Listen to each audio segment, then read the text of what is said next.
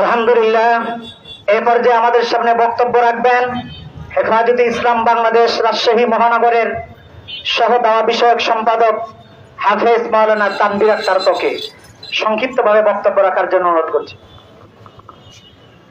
আসসালামু আলাইকুম ওয়া রাহমাতুল্লাহি ওয়া বারাকাতুহু। আউযু বিল্লাহি মিনাশ শাইতানির রাজীম। বিসমিল্লাহির রহমানির রহিম।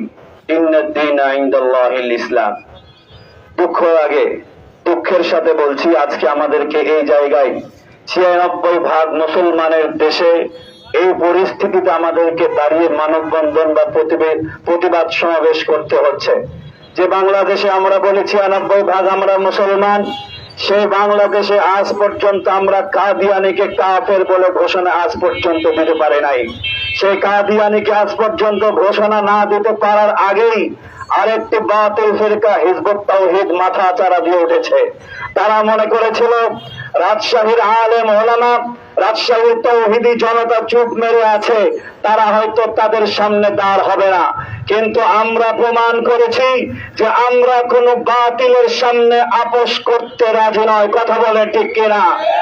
রাজশাহীর তাওহীদি জনতা হয়তো তোমাদের মতো অন্যান্য দলের মতো মানুষকে দেখানোর কোনো কাজ করে না, তবে যদি ইসলামের প্রতি আঘাত আসে, রাজশাহীর তাওহীদি জনতা দল মত নির্বিশেষে প্রত্যেকটা বাতিলের সামনে দাঁড়ানোর জন্য সর্ব অবস্থায় প্রস্তুত থাকে।